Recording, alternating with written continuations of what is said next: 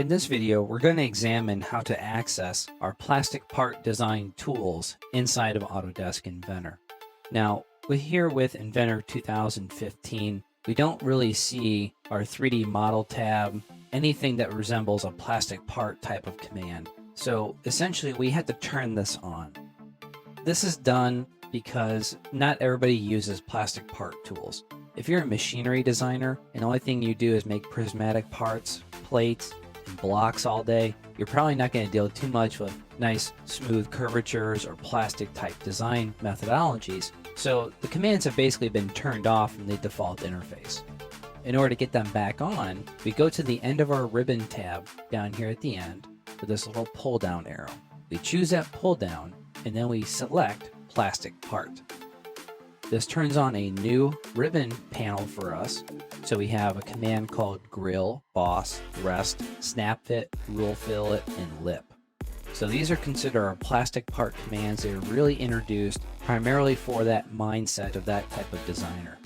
Now there's other commands that you would technically also include as a plastic designer as something that would be a bread and butter kind of utility, such as the shell command.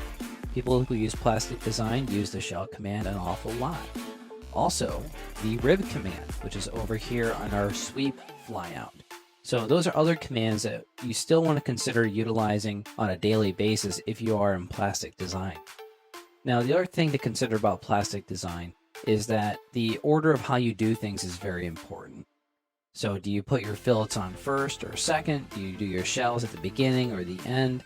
The order of operations that you go through in building design and developing that design can be very cumbersome sometimes in order to get it right. But that comes with experience. The better you get at plastic design, the better you get at understanding what should come first and second. If you are using a third-party program or another Autodesk program for your plastic design work, that's fine. You can still bring that into the Inventor tooling environment and create cores and cavities that we're going to see in this course. All that's perfectly fine. So for instance, if you're trying to bring in an alias wire file, you can do that. So you just basically do an import, bring in the alias wire format file, and that will have a direct link to the alias product. So that as you update the alias design inside of Autodesk Alias, it can update inside of Inventor and therefore update your cores and cavities and your tooling and so on and so forth. However, you can still natively create things here too with plastic part design tools as well as the freeform tools as well.